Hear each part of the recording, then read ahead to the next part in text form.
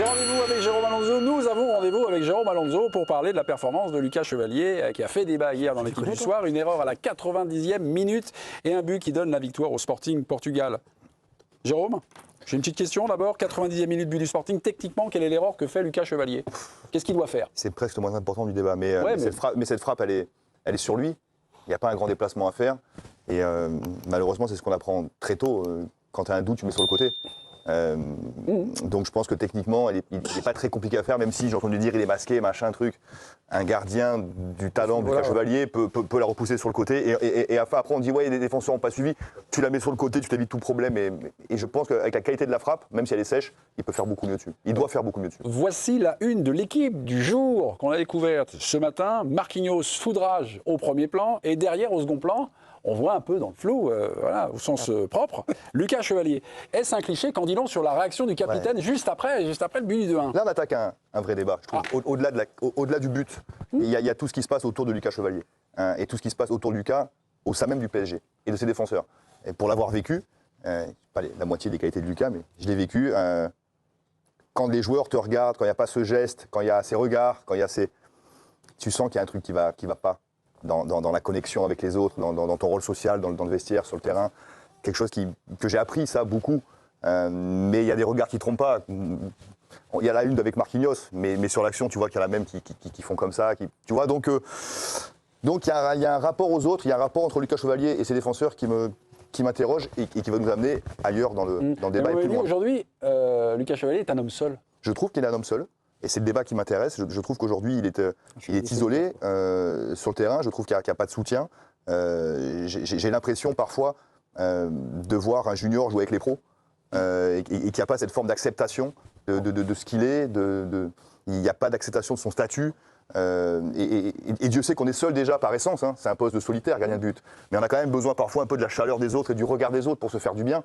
Un regard d'ailleurs dont bénéficiait Donnarumma souvent. Quand il faisait des erreurs, on voyait le soutien en santé, la posture n'était pas la même, mais voilà. Et je sens qu'aujourd'hui, Chevalier est un homme seul au sein du PSG, et c'est ça qui, plus que les erreurs techniques que l'on peut observer, c'est plus ça qui m'inquiète. C'est plus l'aspect émotionnel et humain de cette aventure qui m'inquiète. Comment ça doit changer?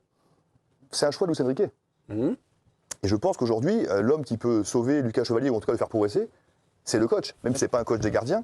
Je pense que Luis Enrique, aujourd'hui, porte la responsabilité de la progression du Lucas Chevalier au PSG. Pourquoi? Parce qu'il est son choix. Il est aussi l'homme qui a décidé, qu'on le veuille ou non, de se séparer de Donnarumma pour prendre Chevalier. Et qu'aujourd'hui, il doit l'accompagner au quotidien, avec un discours fort. Parce qu'aujourd'hui, c'est son choix. Et je trouve que c'est pas dans l'accompagnement.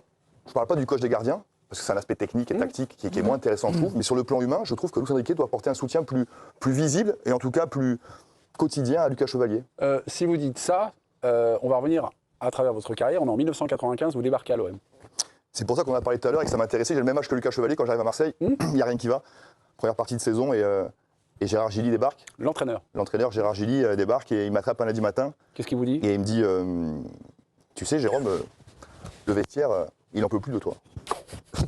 Tu fais pas un arrêt? Ouais. Il me dit, attends, alors mon vestiaire c'est Casoni, 23 ans. Mon vestiaire c'est Casoni, Dib, Cascarino, Ferrer, Ferreri, tu vois, bon, Jambé, Marqué, bon, costaud, ils en peuvent plus de toi, tu fais pas un arrêt, tu dégages rien. Maintenant il y a deux solutions. Dans un mois je pourrais plus rien faire pour toi. Mais si tu veux, je peux t'apprendre et t'accompagner pour devenir le gardien de but de l'OM. Qu'est-ce qui se fait? T'es gardien de but de l'OM, me dit. C'est pas rien, dans ta carrière, il y aura un avant et un après. Si tu veux, je t'aide. Et puis sinon, dans un mois, c'est fini pour toi. Pas ça autre chose. Tu sors de là, tu te dis, ok, tu vois. Et donc, il me convoque pendant 2 semaines, tous les après-midi.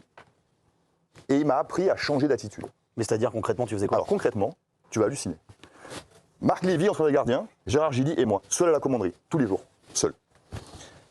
Ballon au milieu de terrain. J'arrive, moi, je dis, mais qu'est-ce qu'on va faire? Il mettait les ballons dans le trou, ou des corners, seul, à vide. Et Gérard Gilly m'a dit, je veux que tu hurles. Je veux que tu te tiennes droit. Je veux que tu cries. Je veux que tu deviennes méchant. Je veux que tu changes ta manière d'être sur un terrain. Ça, c'est la Starac. Sinon, t'es mort. T'es fou. J'ai passé 2 semaines à la commanderie, À crier. tout seul, à crier. Et comment ça s'est Tout traduit sur le terrain? Ça s'est traduit que cette semaine a changé. Il t'a dit, non mais je déconne. Vous avez cassé l'ambiance. Sur le terrain. Ça s'est traduit que cette semaine-là a changé la saison et le cours de ma carrière. Ça, c'est fort. Voilà, tout simplement. Et je suis devenu quelqu'un d'autre. Les autres ont vu que j'ai fait l'effort de le faire. Ils ont compris qu'il y avait une volonté de ma part d'avancer, d'aller vers quelque part qui n'était pas moi. Et j'ai gagné petit à petit le respect des anciens. Moi, je suis devenu quelqu'un d'autre. Je me suis tenu droit. Je suis devenu méchant. Et tout ça, c'est un tour de ma carrière que je dois à Gérard Gilly qui va prendre conscience de beaucoup de choses.